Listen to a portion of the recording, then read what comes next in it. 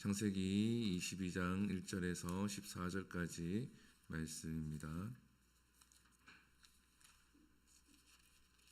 우리 한 절씩 교독하시고 14절은 함께 읽겠습니다. 제가 먼저 읽겠습니다. 그 일 후에 하나님이 아브라함을 시험하시려고 그를 부르시되 아브라함아 하시니 그가 이르되 내가 여기 있나이다.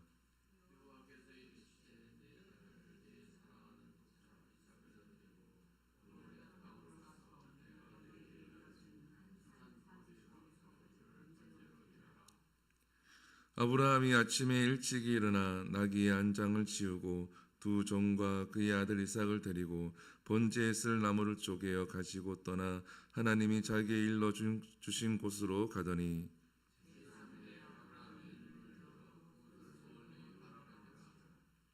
이에 아브라함이 종들에게 이르되 너희는 나귀와 함께 여기서 기다리라. 내가 아이와 함께 저기 가서 예배하고 우리가 너희에게로 돌아오리라 하고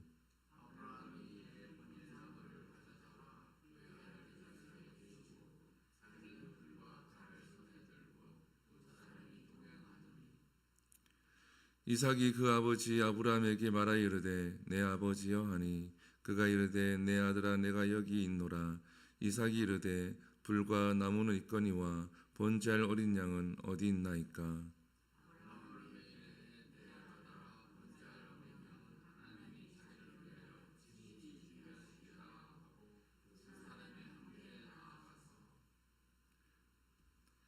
하나님이 그에게 일러주신 곳에 이른지라. 이에 아브라함이 그곳에 제단을 쌓고 나무를 벌려놓고 그의 아들 이삭을 결박하여 제단 나무 위에 놓고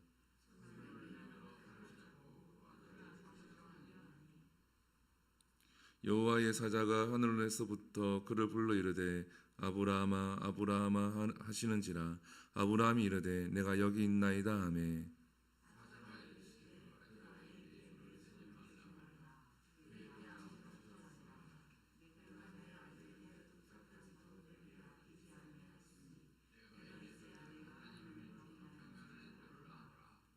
아브라함이 눈을 들어 살펴본즉 한 순양이 뒤에 있는데 뿔이 수풀에 걸려 있는지라.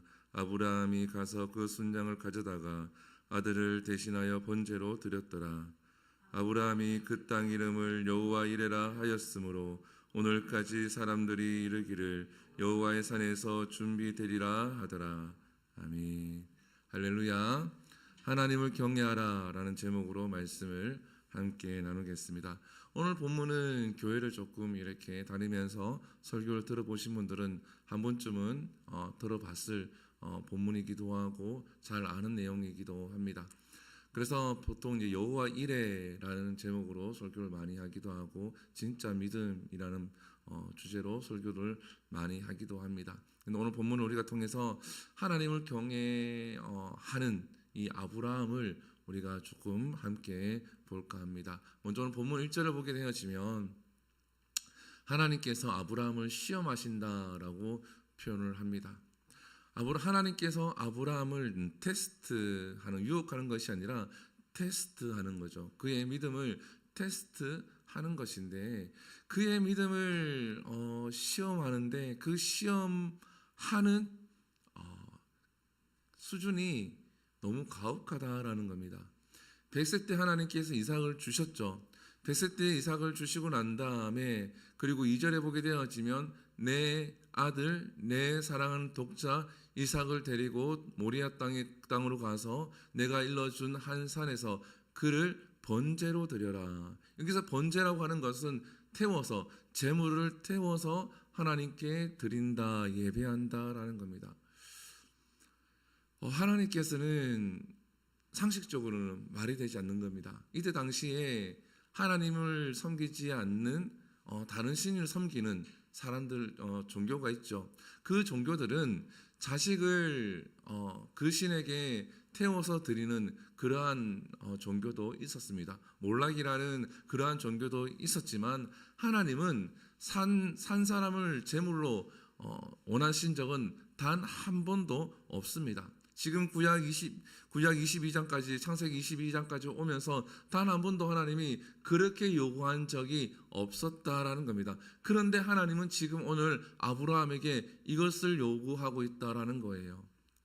100세 때 하나님이 주셨고 이 아들을 통하여서 하나님이 이 땅에 모래알 같이 하나님이 자손을 번성케 하신다는 그 약속이 있는데 이 아들을 지금 번제로 태워서 죽여서 당신에게 바치라고 한다라는 겁니다. 만약에 여러분들에게 이러한 시험들, 믿음의 시험들이 온다 그러면 우리들은 어떻게 선택을 할까요? 어떠한 반응을 보일까요? 근데 아브라함은 어떠한 반응을 보입니까? 3절에 보면 아브라함이 아침에 일찍이 일어나 나귀의 안장을 지우고 두 종과 그의 아들 이삭을 데리고 번제에 쓸 나무를 쪼개어 가지고 떠나라고 되어 있죠. 아침에 일찍 일어나자마자 떠났다라는 겁니다. 하나님을 경외하는 사람은 어떠한 테스트가 오더라도 순종하는 겁니다. 순종하는 거예요. 우리가 이성을 가지고 있기 때문에 이성적으로 생각을 안 할 수는 없습니다. 늘 얘기하지만 사람인지라 이성적인 생각을 안 할 수는 없어요. 그리고 그 상황을 면밀하게 살피지 아니할 수가 없습니다. 당연히 그 상황에 대해서 살피고 연구하고 고민을 할 수밖에 없죠. 그런데 하나님께서 테스트한다라는 확신이 있을 때는 그때는 우리의 이성을 잠시 내려두고 아브라함과 같이 아침에 일찍 일어나 순종해야 된다라는 겁니다. 물론 그 사이에 밤이라는 시간이 있죠. 그렇기 때문에 고민하고 또한 걱정을 할 수 있는 시간도 있습니다. 그러나 날이 밝았을 때 움직여야 할 때는 바로 순종했다라는 겁니다. 우리가 하나님을 경외하는 자가 되기 위해 아브라함과 같이 하나님을 경외하기 위해서는 우리가 때로는 바로 순종해야 될 때는 순종해야 한다라는 겁니다. 이것이 아브라함이 하나님께 인정받는 믿음이 이때 생기게 되는 겁니다. 그리고 오늘 본문 5절에 보게 되어지면 아브라함이 의미심장한 이야기를 합니다. 그곳에 도착했을 때에 아브라함이 이렇게 얘기하죠. 종들에게 이르되 너희는 나와 나귀와 함께 여기서 기다리라. 내가 아이와 함께 저기 가서 예배하고 누가요? 우리가 너희에게로 돌아오리라. 분명히 이삭을 하나님께 번제로 바쳐라 라고 했는데 아브라함이 뭐라고 고백합니까? 우리가 너희에게로 돌아올 것이다. 히브리서 11장 19절에 보면 이렇게 기록되어 있습니다. 한번 읽어볼까요? 시작. 그가 하나님이 능히 이삭을 죽은 자 가운데서 다시 살릴 줄로 생각한지라 비유컨대 그를 죽은 자 가운데서 도로 받은 것이니라. 아멘. 아브라함이 어떻게 생각했다는 겁니까? 분명히 하나님이 번제로 바쳐라 그랬으니까 번제로 바쳐야 되는데 그러면 이 아들은 어떻게 될 것인가? 하나님께서 백세해 주신 약속의 아들인데 이 아들은 하나님이 어떻게 하실까 했을 때 아브라함의 믿음은 죽은 자 가운데서 다시 살릴 줄로 생각하고 순종했다라는 겁니다. 아무런 믿음 없이 하나님이 번제를 바쳐라 그랬으니까 하나님 어떻게 하시겠지가 아니라 아브라함의 믿음은 이삭을 다시 살려주실 거라는 그런 믿음을 가지고 순종을 했다라는 거예요. 사랑하는 성도 여러분, 우리가 믿음의 큰 발걸음, 때로는 하나님 앞에 순종할 때에 이건 말도 되지 않습니다. 하나님, 이 상황에서 내 환경 속에서 내가 이러한 상황에서 어떻게 하나님께 순종합니까? 목사님, 말도 되지 않습니다. 한 1년만 기다려주시고 2년만 기다려주시고 3년을 기다려주세요. 최소한 5년을 기다려주세요. 그리고 제 상황이 좀 정리가 되고 나면은 우리 집이 좀 좋아지면은 내 환경이 좀 좋아지면은 그때 내가 순종하겠습니다. 틀린 말은 늘 얘기하지만 그게 틀린 것은 아니지만 하나님이 테스트할 때 그때를 분별할 수 있는 분별력이 있어야 한다는 겁니다. 지금 즉각적으로 순종해야 될 때와 하나님 저에게 시간을 좀 주십시오 라고 할 때를 분별할 수가 있어야 된다는 거예요. 무조건 이성적으로는 지금 환경이 안 좋으니까 안 되니까 하나님 안 됩니다가 아니라 때로는 아브라함과 같이 하나님 하실 줄 믿고 순종할 수 있는 때를 분별할 수 있어야 된다는 겁니다. 아멘이십니까?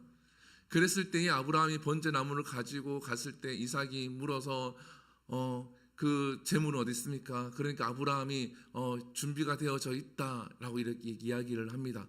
그래서 8절에 보면 아브라함이 이르되 내 아들아 번제할 어린 양은 하나님이 자기를 위하여 친히 준비하시리라 하고 이삭에게 이야기를 하죠. 믿음의 이야기를 하는 겁니다. 그리고 난 다음에 이제 다 준비를 하고 10절에 보면 손을 내밀어 칼을 잡고 그 아들을 잡으려 하니. 제가 이 부분에서 묵상을 해봤어요. 우리 아들을 내가 이렇게 할 수 있을까? 결단코 쉬운 일이 아닙니다. 진짜 쉬운 일이 아닙니다. 근데 아브라함은 거침이 없죠. 그래 거침이 없다는 거 어떻게 알 수 있습니까? 여호와의 사자가 하늘에서 그를 불러 이르시되 아브라함아 아브라함아 아브라함아가 아니라 아브라함아 아브라함아 이렇게 부르신 거예요. 그의 손을 멈추기 위해서. 그러니까 아브라함은 거침없이 순종을 했다라는 겁니다. 그리고 이 죽은 아들은 하나님이 살릴 줄로 믿었다라는 거예요. 12절에 보게 되어지면 어떻게 얘기합니까? 내가 이제야 내 하나님을 어떻게 하는 줄 아노라? 경외하는 줄을 아노라. 참으로 어렵다고 생각이 들더라고요. 야, 여기까지 가야지 테스트가 통과되는 것인가?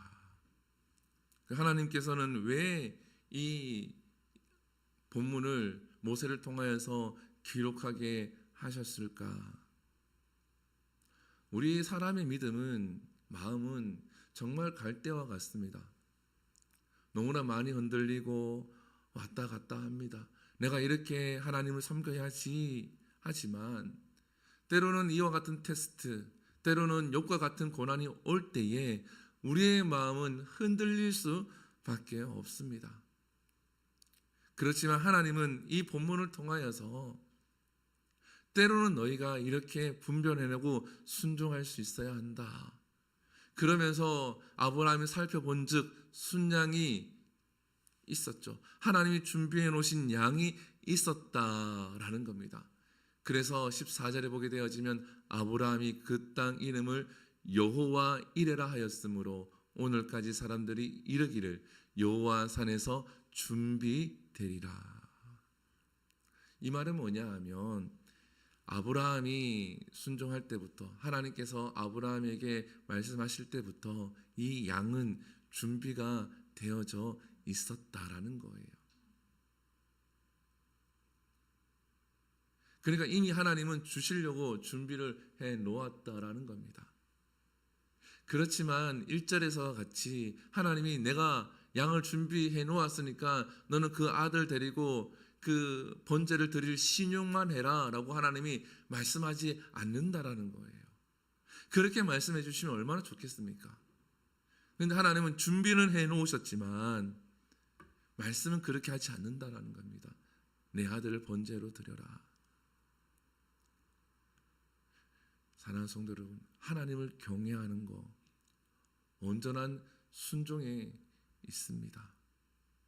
그리고 하나님이 하실 줄 믿어야 할 줄 믿습니다.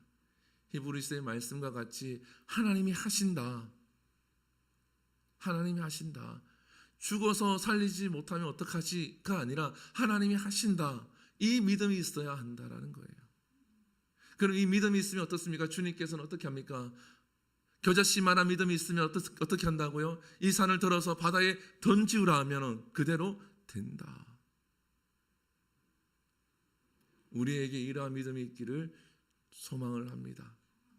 믿음의 발걸음을 갈 때에 분명히 이러한 일들이 나타납니다. 나타나요.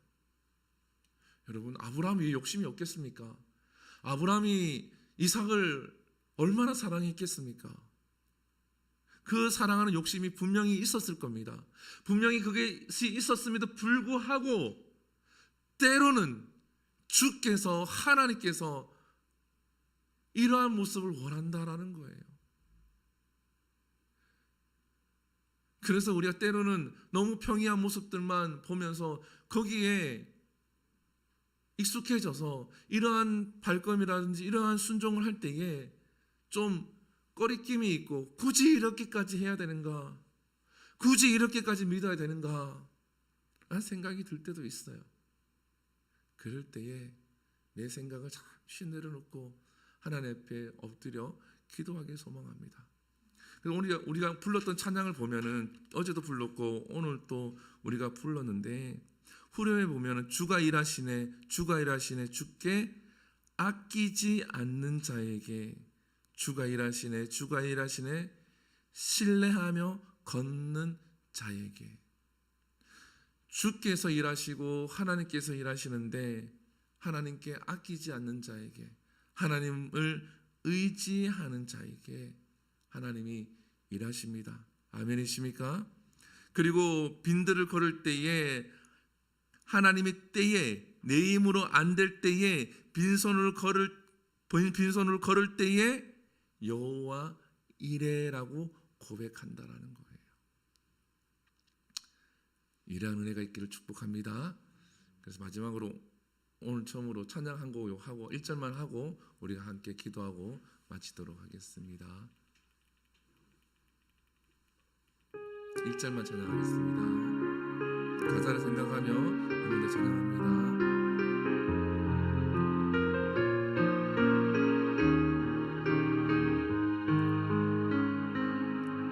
날이 저물어 갈 때 빈들에서 걸을 때 그때가 하나님의 때 내 힘으로 안 될 때 그 손으로 걸을 때 내가 고백해 여호와 이레 주가 일하시네 주가 일하시네 주께 아끼지 않는 자에게 주가 일하시네 주가 일하시네 신뢰하며 걷는 자 주가 일하시네 주가 일하시네 주가 일하시네 주께 아끼지 않는 자에게 주가 일하시네 주가 일하시네 신뢰하며 걷는 자